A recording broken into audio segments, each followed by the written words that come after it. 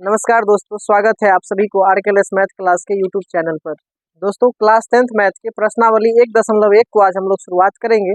But प्रश्नावली शुरू करने से पहले क्या करेंगे हम लोग, सबसे पहले उदाहरण को सॉल्व करेंगे। क्योंकि आपको उदाहरण समझ में आ जाएगा तो सारा प्रश्नावली समझ में आ जाएगा। तो चलिए बिना देर किए हुए हम स्टार्ट करते हैं आज की क्लास को। देखिए, उदाहरण नंबर 1 से हम लोग स्टार्ट करेंगे आज। प्रश्नावली 1.1 का जो उदाहरण है पहला नंबर, ये इतना इम्पोर्टेंट क्वेश्चन है, आपके एग्जाम में ये क्वेश्चन निश्चित रूप से पूछा जाता है। ये एकदम MVVI है आपके एग्जाम के लिए। कहता है 4052 और 12576 का HCF यूक्लिड विभाजन एल्गोरिथम का प्रयोग करके ज्ञात कीजिए। अपना लोग बचपन से सीखे हैं HCF ज्ञात करना, भाग विधि से ज्ञात करते थे ना जी। 4052 और कितना का निकालना है,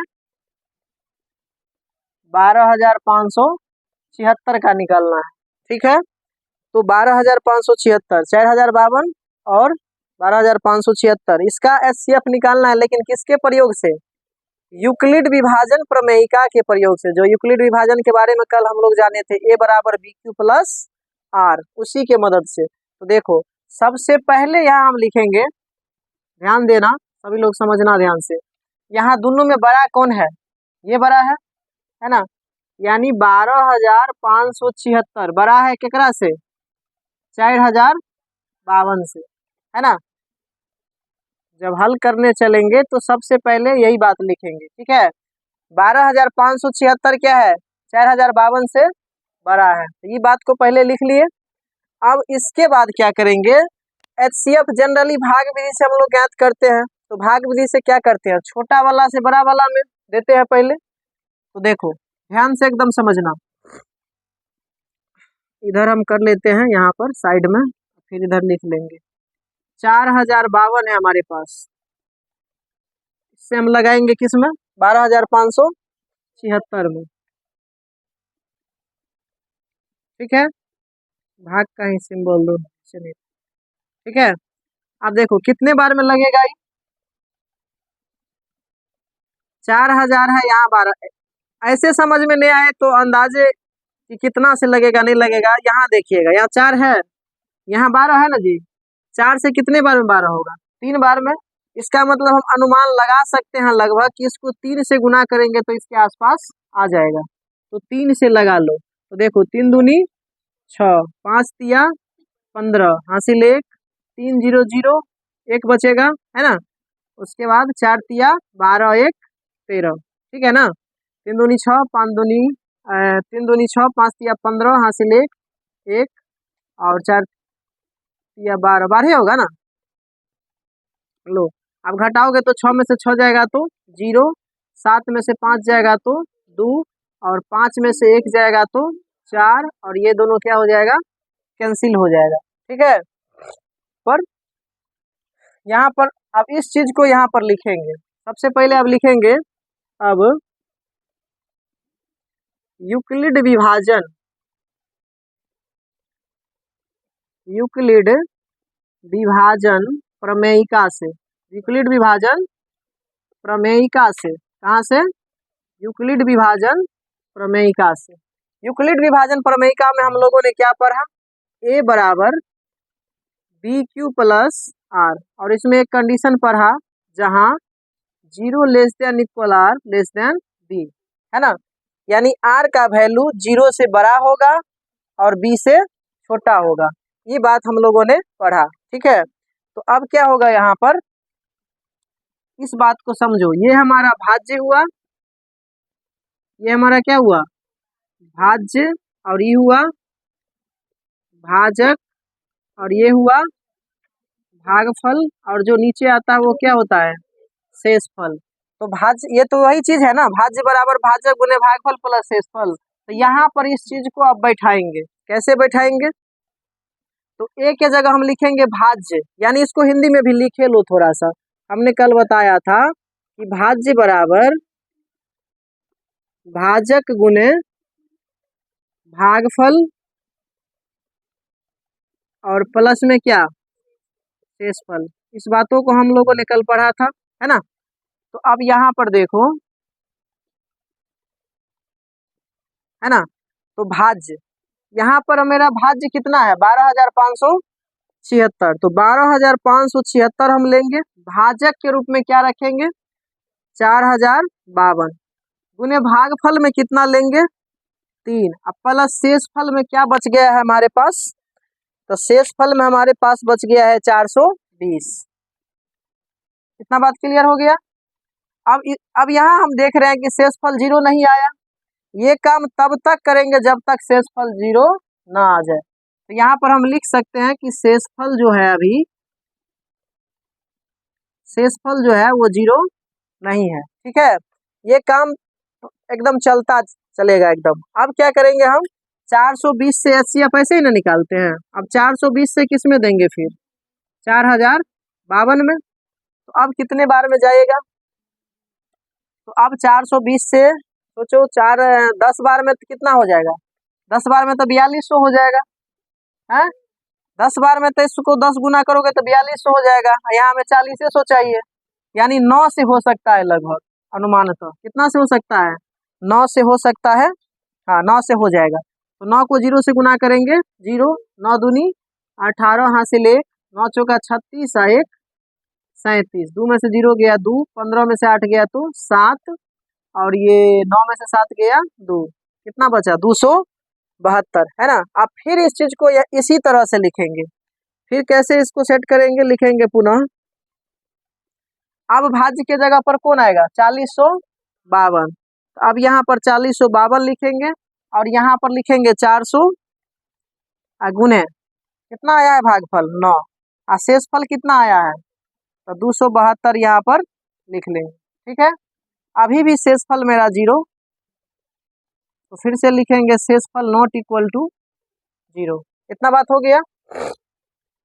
अब फिर से जो है फिर से हम 272 से किस में देंगे 420 में, तो 72 से 272 से 420 में देंगे तो कितने बार में जाएगा, 2 बार में तो ज्यादा ही हो जाएगा, 1 बार में ही लगेगा। 272 एकांक 272, 10 में से 2 गया 8, और 11 में से 7 गया 4, 3 में से 2 गया, कितना बचा 148। तो फिर उसी तरह से इसको लिख देंगे, फिर उसी तरह से लिखेंगे जैसे लिखे थे, कितना हो जाएगा अब आ जाएगा 420 यहाँ, अब बराबर में 272 गुना में कितना 1 प्लस 148, अभी भी शेषफल नॉट इक्वल टू 0। ये काम तब तक चलता रहेगा जब तक कि शेषफल 0 ना आ जाए।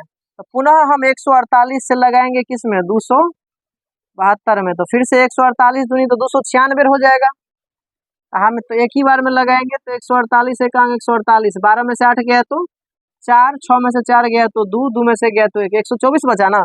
अब 148 से एक बार में फिर से 124 बचा, अब फिर क्या लिखेंगे 272 बराबर इतना गुने 1 प्लस 124,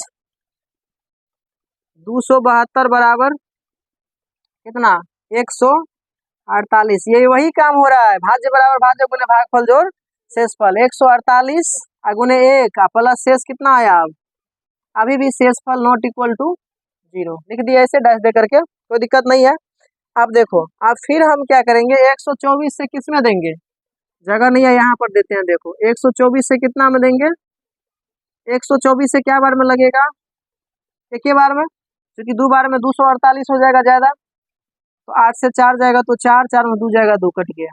फिर आप कितना लिखोगे 148 बराबर 124 गुने 1 प्लस 24, तो यहाँ पर लिखोगे 148 बराबर 124 गुने 1 प्लस में कितना शेष बचा, अभी भी शेषफल नॉट इक्वल टू 0 हो रहा है इतना चीज। अब देखो पुनः हम यही प्रक्रिया करेंगे, 24 से 120 में लगाएंगे, अति 124 में, 24 से फिर से कितना में लगाएंगे 124 में, अब 24 पंचे कितना होता है 120, कितना शेष बचेगा 4। अब कितना लिखोगे 124 बराबर 24 गुने 5 प्लस 4, तो फिर से यहाँ पर हो जाएगा 124 बराबर 24 गुने 5 प्लस शेषफल कितना 4। अभी भी यही कंडीशन चल रहा है, शेषफल नॉट इक्वल टू 0, लेकिन अब हो जाएगा अब अगले कंडीशन में। अब फिर 4 से 24 में अगर लगाएंगे तो 4 छक्के 24 कट गया, तो शेषफल क्या आ जाएगा, सब कट जाएगा तो शेषफल 0 आ जाएगा। तो अब लिखोगे लास्ट में कि पुनः कितना बराबर 24 बराबर ना, 24 बराबर 4 गुने 6 प्लस 0। आप लिख देंगे चूंकि शेषफल बराबर 0, शेषफल बराबर 0, अतः 4052, 12576 का HCF बोले तो मस कितना आ जाएगा। तो जिस पर 0 आया जस्ट बराबर के बाद जो दिख रहा है उसी को लिख देना है। यही क्या हो गया, आंसर हो गया। क्या कोई दिक्कत है, कोई दिक्कत है जी? समझ में आया सबको? सबसे पहले समझ लो, एक बार हम एक बार समझाते हैं। सबसे पहला काम क्या करेंगे कि जो 2 अंक देगा, ये MVVI है एग्जाम के लिए, ये एक क्वेश्चन निश्चित रूप से तुमको 2 नंबर में एग्जाम में पूछेगा। कितने नंबर में? 2 नंबर में। ये 2 नंबर फिक्स कर लो, एकदम फिक्स 2 नंबर पूछबे करेगा, हर साल पूछता है ये। इसके बिना समझो कि एग्जाम नहीं होगा, ये क्वेश्चन आएगा ही आएगा। तो 4052 और 12576, ये क्वेश्चन नहीं, मतलब इसी मतलब सेम कंसेप्ट हो सकता है, यहाँ अंक चेंज कर देगा। अब इसका मतलब ये नहीं समझना है कि यही क्वेश्चन आ जाएगा, मतलब क्वेश्चन यही वाला आएगा, बस अंक चेंज कर देगा। हो सकता है तो ये भी आ जाएगा सेम सेम। तो सबसे पहले ये देखना है कि बड़ा कौन है, तो जो बड़ा रहेगा उसको पहले, और छोटा वाला यानी इतना बड़ा है इतना से। अब SCF में जनरली हम लोग बचपन से भाग विधि से ऐसे सीखते थे, छोटका से बड़का में लगाते थे, तो इसी तरह से छोटका से बड़का में लगाते चलेंगे। क्या करेंगे, भाज्य बराबर भाजक गुने भागफल प्लस शेषफल, इस चीज को लिखते चलेंगे। भाज्य बराबर भाजक गुने भागफल जोड़ शेषफल, इस तरह से यहाँ पर ये भाज्य हुआ तो भाज्य लिखेंगे, भाजक लिखेंगे, और फिर गुने भागफल 3 लिखेंगे, और शेषफल ये लिखेंगे।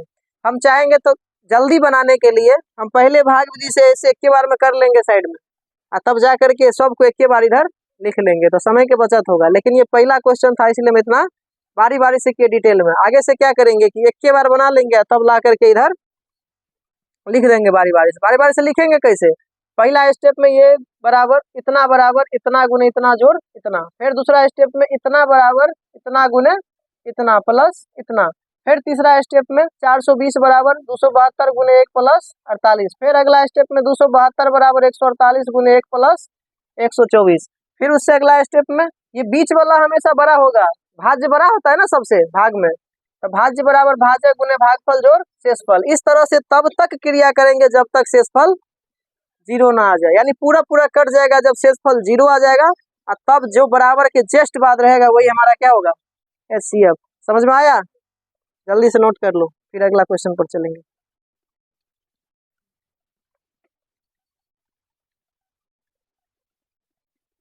चलिए देखिए, इस क्वेश्चन से जिनको नहीं समझ में आया होगा, हम एक प्रश्न और लेते हैं अपना तरफ से। ये एग्जाम्पल उदाहरण का था, और एक हम अपना तरफ से लेते हैं दूसरा क्वेश्चन, और फिर से समझाते हैं।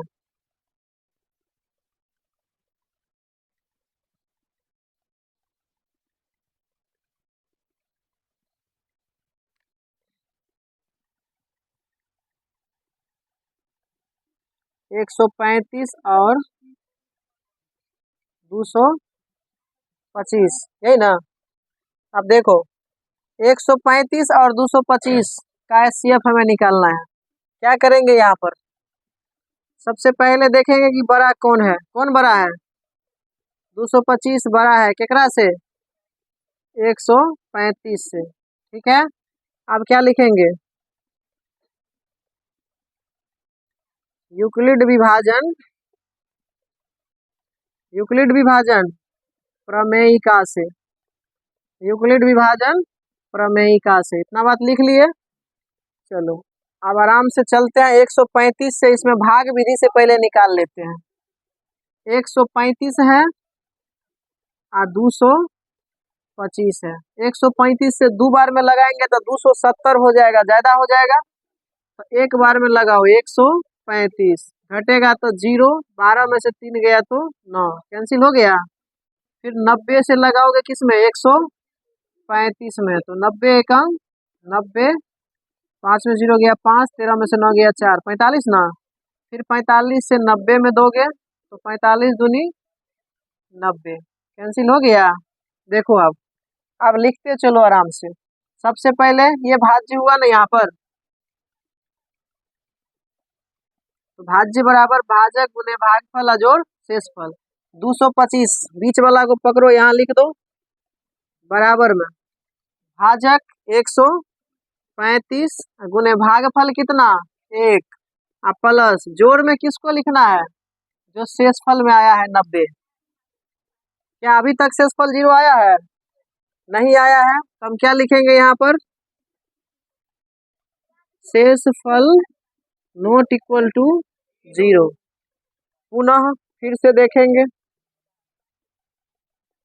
तो पुनः देखो अगला में क्या होगा 135 को पकड़ोगे यहाँ से तो 135 बड़ा वाला लिखोगे यहाँ, बराबर में कौन लिखोगे 90 गुने 1 प्लस कितने 45। समझ में आया ये बात?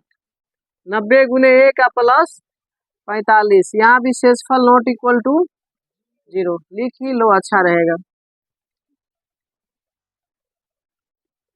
शेषफल नॉट इक्वल टू 0। पुनः फिर से करेंगे, फिर से अगला स्टेप में देखो 135 वाला तो लिख लिए, आप तो इस स्टेप में चलेंगे। अरे 3 बार हुआ है ना 90 गुने कहाँ पर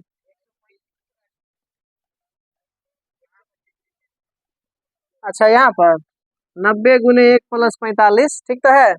अब फिर लास्ट वाला स्टेप में क्या लिखेंगे 90 बराबर 45 गुने 2 प्लस शेषफल कितना 0।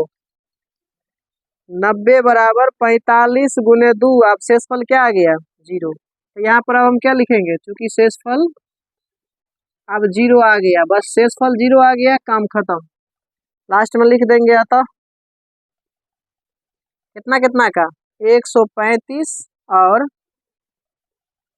225 का HCF यानी कि महसौ बराबर कितना जितना पर 0 आया है 45 यानी 45 आंसर। अब हम उम्मीद करते हैं कि सबको समझ में आ गया होगा।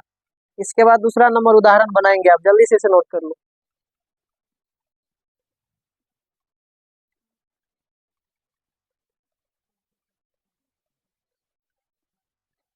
चलिए आइए अब हम लोग उदाहरण नंबर 2 को देखेंगे। अपना अपना बुक में प्रश्न को देखो सभी। देखो दूसरा क्वेश्चन क्या कह रहा है, ये क्वेश्चन समझ जाओगे तो फिर एक्सरसाइज का जो 2 नंबर 3 नंबर ये क्वेश्चन आगे दिया गया है वो सारा यही टाइप का क्वेश्चन है। कहता है दर्शाइए कि प्रत्येक धनात्मक समपूर्णांक 2q के रूप का होता है। धनात्मक समपूर्णांक किस रूप का होगा? कल पढ़ाए थे ना सम संख्या और विषम संख्या, तो धनात्मक समपूर्णांक की हम बात करेंगे तो वो 2q के रूप में होगा, ठीक है। और धनात्मक विषम पूर्णांक किस रूप में होगा 2q प्लस 1। डायरेक्ट यहाँ से ऑब्जेक्टिव में क्वेश्चन पूछ लेता है कि धनात्मक सम पूर्णांक का रूप क्या होता है, तो हम कहेंगे 2q। और धनात्मक विषम पूर्णांक का रूप क्या होता है तो कहेंगे 2q प्लस 1। हुआ कैसे होगा देखो, अगर धनात्मक सम पूर्णांक क्या बोला है सम पूर्णांक अगर मान लो 2q है, सम पूर्णांक 2q है, इसका मतलब क्या अगर इस q के जगह कुछ भी रखोगे, 1 रखोगे फिर भी 2 आएगा, सम संख्या है। अगर तुम q के जगह 2 रखोगे, यहाँ पर q के जगह हमने 1 रखा फिर भी 2 सम संख्या आया। q बराबर 2 रखेंगे फिर भी 2 गुने 2 2 दूनी 4 क्या आएगा सम संख्या आएगा। अगर हम q के जगह क्या रख लें 3 रख लें तो क्या आएगा 2 गुने 3 3 दूनी, यानी हमने देखा कि हमेशा कौन संख्या आ रहा है, यानी 2q के रूप में अगर कोई पूर्णांक रहेगा 2q के रूप में 2m के रूप में 2n के रूप में, इस तरह से जैसे भी लिख दे 2 लागल रहेगा, सिर्फ कोई भी ABCD का अक्षर लिखल रहेगा तो 2q के रूप में कहने का मतलब अगर रहेगा तो उसे हम कैसा पूर्णांक मानेंगे सम पूर्णांक। पहले इस बातों को समझो उसके बाद हम इसको सिद्ध करेंगे।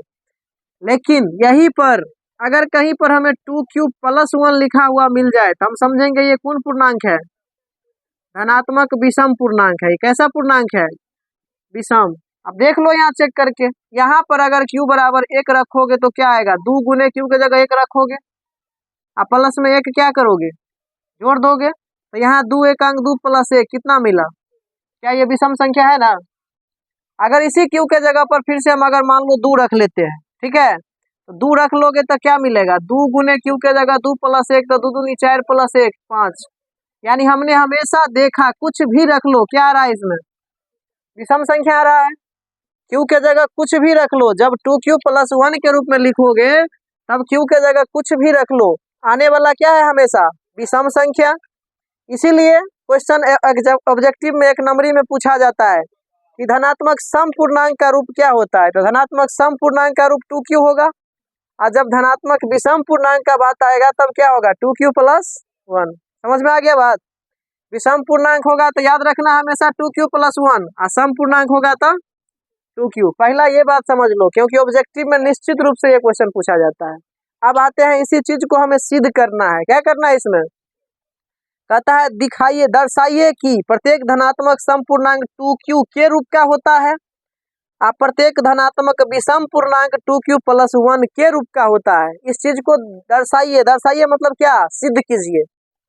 दर्शाइए कह दे या दिखाइए कह दे या सीधे सिद्ध कर दे, कर तो सबका मतलब क्या है, एक ही है। यानी आप सिद्ध करके क्या कीजिए, इस चीज को दिखाइए। ठीक है, तो इस चीज को अब हम सिद्ध कर रहे हैं। बाकी समझ गए ना, क्यों होता है 2q सम पूर्णांक, क्यों होता है 2q + 1 विषम पूर्णांक। तो इस बात को समझ गए तो इसको अब हम जो है सो सिद्ध करते हैं। यह है उदाहरण नंबर कौन सा, 2। ये उदाहरण नंबर 2 है। तो सबसे पहले इसमें क्या ध्यान देना है कि हम लिखेंगे यूक्लिड विभाजन। ऐसे सवाल को सिद्ध करने के लिए हम सबसे पहले लिखेंगे यूक्लिड विभाजन, यूक्लिड विभाजन प्रमेयिका से। कहाँ से, यूक्लिड विभाजन प्रमेयिका से a तथा b धनात्मक पूर्णांक के लिए। किसके लिए, a तथा b धनात्मक पूर्णांक के लिए। ठीक है, a तथा b धनात्मक पूर्णांक के लिए, इस बात को लिख लिए। अब हम क्या जानते हैं यूक्लिड विभाजन से कि a बराबर होता है bq + r, जहां हम लोग जानते हैं 0 <= r और b। इसका क्या मतलब है कि r का वैल्यू 0 से बड़ा होगा या 0 के बराबर होगा या b से छोटा होगा। r है ना बीच में जी, r बीच में है, इसका क्या मतलब, जिधर दूगो मुंह है उधर बड़ा, यानी r का वैल्यू 0 से बड़ा होगा या 0 के बराबर हो सकता है, और b से हमेशा क्या रहेगा, छोटा। ठीक है, इस बात को समझ गए। अब यहाँ पर हम मान लेंगे, क्या मानेंगे, तो मानने के लिए हम b बराबर मानेंगे। किसके बराबर मानेंगे, b बराबर। अब b बराबर क्या मानेंगे, तो जो सिद्ध करना रहेगा वही मानेंगे। अगर हमें 2q + 1 सिद्ध करना है ना अभी, तो यहाँ पर क्या दिख रहा है, तो b बराबर 2 मानेंगे। अगर कहीं पर सवाल में हमें 3q + 1 सिद्ध करने के लिए बोलेगा तो b बराबर क्या मानेंगे, 3 मानेंगे।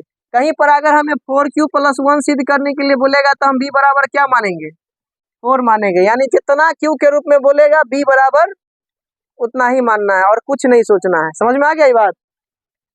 तो देखो यहाँ पर अब b बराबर कितना मान ले, 2। ठीक है, अब b बराबर 2 अगर हम मान लिए तो इसमें b दिख रहा है ना फॉर्मूला में, उसी b के जगह हम 2 को रख देंगे जाके, तो a बराबर क्या होगा 2b अति 2q हो जाएगा कि नहीं हो जाएगा। अब प्लस में क्या हो जाएगा r, लिख दिया इतना। अब और यहाँ पर यही फार्मूला फिर लिखेंगे, जहाँ 0 <= r और b के जगह भी यही b का वैल्यू रखेंगे 2। ठीक है, अब यहाँ से समझने वाली बात ये है, इतना तक समझ में आ गया। अब यहाँ से समझने वाली बात ये है कि हम r का मान निकालेंगे, उसी से हम सिद्ध करेंगे। इसी r के जगह पर ना रखेंगे तो सिद्ध होगा 2q + 1 2q + 2 जो भी सिद्ध करना हो, है ना। तो इसी r का मान अब हमको निकालना पड़ेगा। तो r का मान कैसे निकलेगा, तो देखो r का मान 2 से क्या होना चाहिए, छोटा। 0 से लेकर के कहाँ तक, 2 तक है ना, लेकिन 0 से बड़ा या बराबर और 2 से छोटा। तो 2 से छोटा कहाँ, 1 तक तो ले ही सकते हैं, तो 0 हम लेंगे क्योंकि 0 के बराबर भी बोला है फॉर्मूला में, तो 0 भी लेंगे और साथ में क्या लेंगे 1। असाधारण भाषा में कुछ याद नहीं रहेगा तो ये समझो, जितना b बराबर मानोगे ना उससे 1 कम तक ले लेना r का मान। अगर b बराबर 5 मानोगे तो r का मान 1 से कहाँ तक लोगे, 4 तक। अगर b बराबर 6 मानोगे तो r का मान कहाँ तक लोगे, 1 से नहीं 0 से कहाँ तक, 5 तक। तो यही बात याद रखना, क्योंकि आर हमेशा उससे क्या होगा, छोटा होगा, तो 2 से छोटा तो 1 तक हम ले ही सकते हैं ना। अब देखो, अब इसको बारी बारी से बैठाएंगे इसी फार्मूला पर, ये मेन हमारा क्या हो गया, आ गया यहाँ पर, और हम इसमें बैठाएंगे बारी बारी से। जब हम आर बराबर क्या रखेंगे 0, तब हमें क्या मिलेगा, तो हमें मिलेगा ए बराबर 2q प्लस आर के जगह क्या मिलेगा 0। तो यहाँ से क्या मिल जाएगा, ए बराबर 2q में 0 जोड़ोगे तो 2q ही बचेगा। अब 2q जो है q के साथ गुना के रूप में 2 है, और ये 2 क्या है, सम संख्या है, तो यहाँ पर हम लिख देंगे जो क्या है, सम पूर्णांक है। कैसा पूर्णांक है, सम पूर्णांक है। एगो सिद्ध हो गया मेरा, 2q के रूप में सिद्ध हो गया। अब 2q प्लस 1 सिद्ध कब होगा, जब r बराबर 1 रखेंगे, तो लिखेंगे पुनः, क्या लिखेंगे, पुनः r बराबर कितना लेंगे 1, तो पुनः जब r बराबर 1 लेंगे तब हमें क्या मिलेगा, तो फिर हमें वही बात a बराबर 2q प्लस r के जगह पर कितना रख देंगे 1। ये भी सिद्ध हो गया कि नहीं हो गया है। अब लास्ट में लिख देंगे, अतः क्या बोल रहा था, अब लास्ट में क्या लिखोगे, जो क्वेश्चन में दिया है ना उसी को लिख देना है।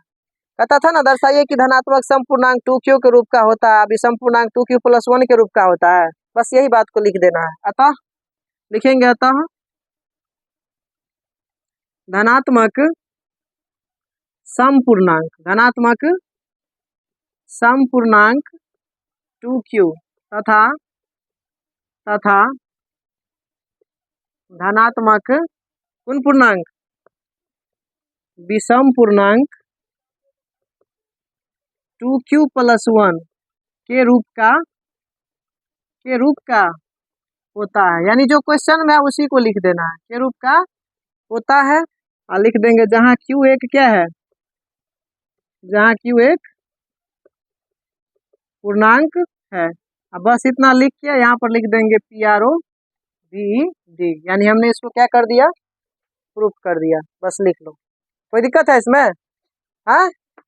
सबसे पहले ये सोचना है कि हमें सिद्ध क्या करना है, तो हमें सिद्ध करना था ना 2q और 2q प्लस 1, तो यहाँ पर जितना सिद्ध करना रहेगा b बराबर उतना ही मानेंगे। अगर 2q सिद्ध करना रहेगा, ये बात सब में लिखेंगे इतना, उसके बाद सवाल आता है कि b बराबर हम क्या माने, तो b बराबर वही मानेंगे जो हमें सिद्ध करना रहेगा। अगर 2q के रूप में सिद्ध करना रहेगा तो b बराबर क्या मानेंगे। अगर कहीं पर सवाल में हमें कहेगा 6q प्लस 1 के रूप में सिद्ध करो, तो हम b बराबर क्या मानेंगे 6, बस सिद्ध वो मान कर क्या, बस ऐसे ही r का वैल्यू क्या होगा, हमेशा जितना मानेंगे b उससे एक छोटा, बस उसको बारी बारी से बैठाते जाएंगे, सिद्ध हो जाएगा। नोट करो जल्दी से।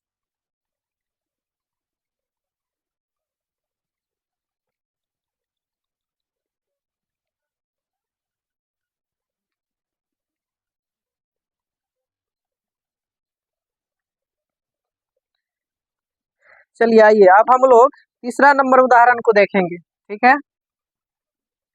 दूसरा हो गया,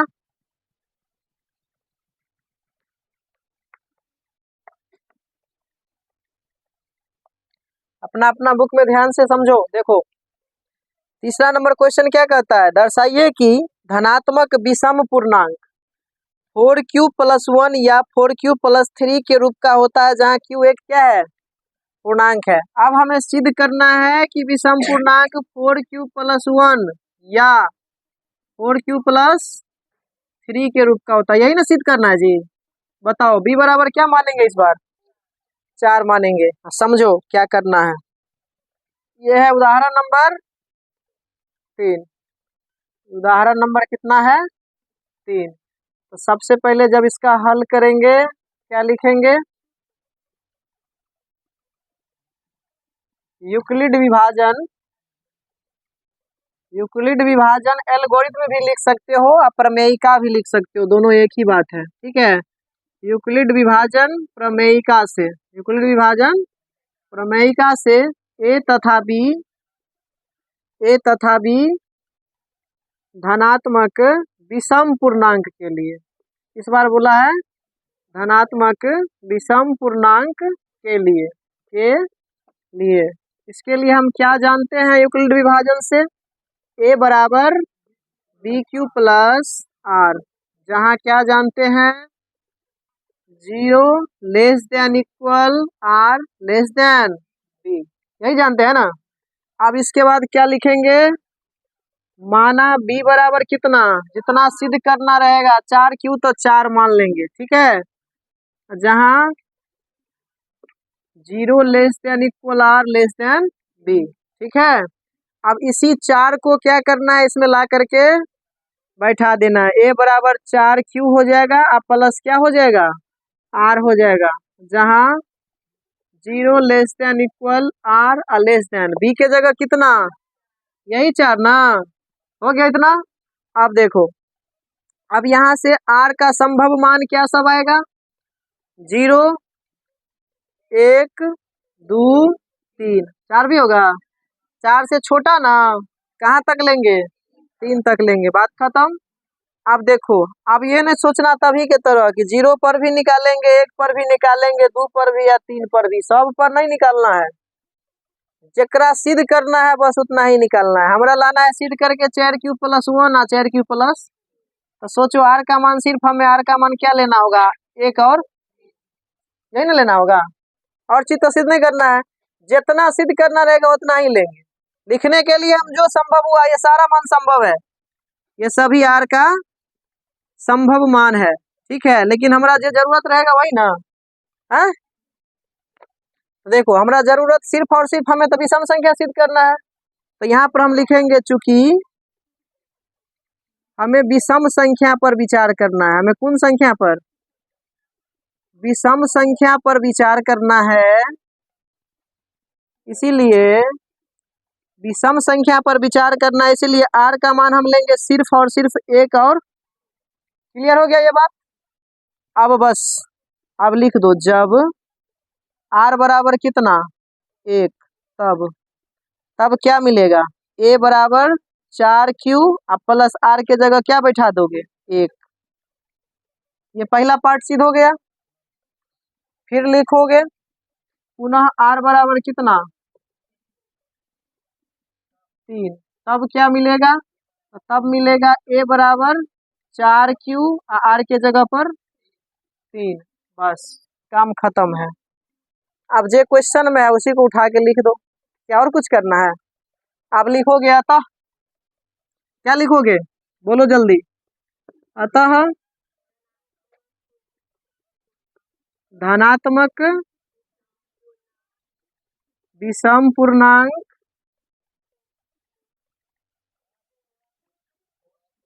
धनात्मक विषम पूर्णांक 4 क्यू प्लस 1 या 4 क्यू प्लस 3 के रूप का होता है। लास्ट में लिख देंगे जहां क्यू क्या है, क्यू एक पूर्णांक है। इसके बाद क्या लिख देंगे, प्रूव्ड हो गया। हमारा जो क्वेश्चन कंडीशन कह रहा था वो क्या हो गया, प्रूव्ड हो गया। जल्दी से लिख लो।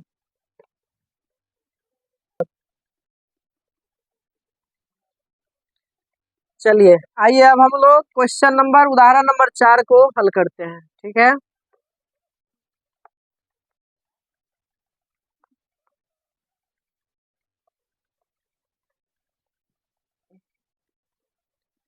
क्वेश्चन नंबर 4 क्या है, कहता है एक मिठाई विक्रेता के पास, ध्यान से समझो, देखने के लिए सिर्फ इतना बड़ा क्वेश्चन है, बाकी इसमें कुछ नहीं है, 2 लाइन में आंसर निकल जाएगा इसका।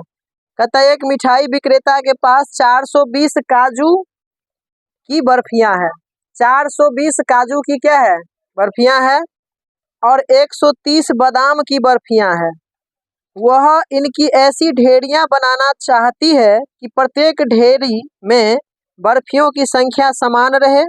प्रत्येक ढेरी में इस सब को लेकर के इतना काजू बर्फी और इतना बादाम की बर्फियां, सबको एक लाइन में, एक ढेर में इस तरह से ये व्यवस्थित करना चाहता है कि सब लाइन में उसकी संख्या क्या हो, समान हो। और जब भी इस तरह से समान होने का चर्चा करें तो उस समय इस दोनों संख्या को पकड़ के कुछ नहीं करना है, बस HCF निकाल देना है, और जो HCF आएगा वही इसका क्या हो जाएगा, आंसर हो जाएगा। ठीक है, आ गया समझ में? हाँ, तो अब ये सवाल है कि एचसीएफ करोगे किस विधि से, तो दोनों तरीका का हम यूज कर सकते हैं। भाग विधि से भी निकाल सकते हैं और दूसरा वही जो हम लोग यूक्लिड विभाजन से पढ़े हैं उससे भी बना सकते हैं। लेकिन ये सवाल है किस चैप्टर के अंदर? यूक्लिड विभाजन के अंदर। तो हम प्रयास करेंगे कि यूक्लिड विभाजन नियम से ही बनाएंगे। ठीक है, बाकी हम भाग वाला विधि से भी एग्जाम में पूछेगा तो बना सकते हैं, कहीं से कोई दिक्कत नहीं है। तो देखो, इसको बनाने के लिए हम सबसे पहले क्या कहता है, प्रत्येक ढेरी में बर्फियां की संख्या समान रहे, ये ढेरियां बर्फी की परत में न्यूनतम स्थान घेरे। इस काम के लिए प्रत्येक ढेरी में कितनी बर्फियां रखी जा सकती है ना? तो हम लिख लेंगे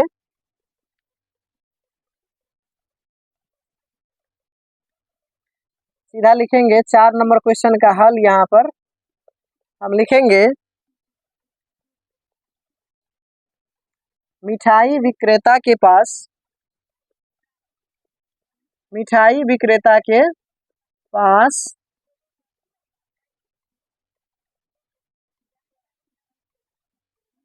काजू बर्फियां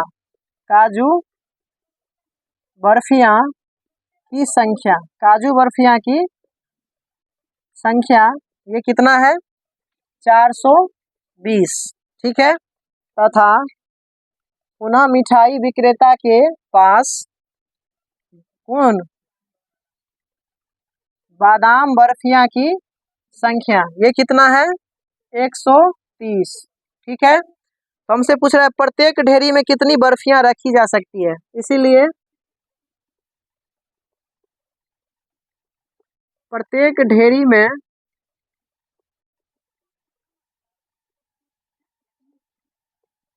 अधिकतम बर्फियों की संख्या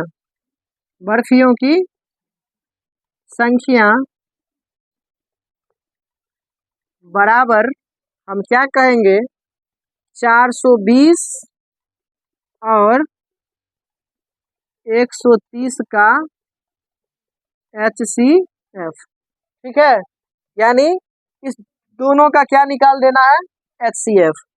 तो यहाँ पर अब हम देखेंगे कि कौन बड़ा है? 420 एकरा से 130 से लिखेंगे। अब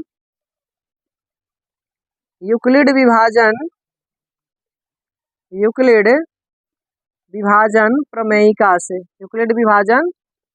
प्रमेयिका से हम जानते हैं कि A बराबर क्या होता है? BQ प्लस R, जहां 0 less than equal R less than B। इस बात को एकदम कंठस्थ कर लो, ये ऑब्जेक्टिव में आता है। 3-4 ऑप्शन में दे देगा, फंस जाओगे, ये नहीं मालूम रहेगा तो एगो यहाँ से ये चिन्ह हटा देगा, ये वाला नीचे वाला, समझोगे यही है। इसलिए इसको जरूर याद रखना। ठीक है, अब क्या करेंगे, वैसे ही भाग विधि से जैसे करते थे, सिखाया है ना शुरू में। 130 से 420 में देंगे, 130 से 420 में क्या बार में जाएगा? 130 से 3 बार में देंगे तो 130 या कितना हो जाएगा? 390 ना। 130 चौके कितना हो जाएगा? 520 ना। 13 चौका 52, एगो 0 तो ज्यादा हो जाएगा, यानी 3 बार में लगेगा। 130 या 390, 0 12 में से 9 गया 3 कैंसिल, कितना बचा? अब 30 से लगाओगे 130 में तो 30 चौके हो जाएगा 120, तो 0 1 कैंसिल। अब 10 से लगाओगे 30 में तो 10 या 30, यानी कि कितने स्टेप बना? 1 2 3, 3 स्टेप बना ना। बस 3 स्टेप में लिख करके इसको बना देना है, बात खत्म। तो क्या करेंगे सबसे पहले, अब A के जगह पर हम कितना लिखेंगे? 420 बराबर 130 गुने 3 प्लस 130 गुने 3 प्लस कितना? चूंकि शेषफल नॉट इक्वल टू 0, इसीलिए हम लिखेंगे पुनः क्या आएगा? अब आएगा 130 बराबर में आ जाएगा 30 गुने 4 प्लस 10। कोई दिक्कत है इसमें? फिर से लिखेंगे शेषफल नॉट इक्वल टू 0। ठीक है, पुनः एक बार लिखना होगा, बस बात खत्म हो जाएगा। पुनः कितना आएगा? 30 बराबर 10 गुने 30 बराबर 10 गुने 3। अब शेषफल क्या आ गया? तो चूंकि शेषफल बराबर कितना 0, अतः 420,130 का HCF कितना निकल गया?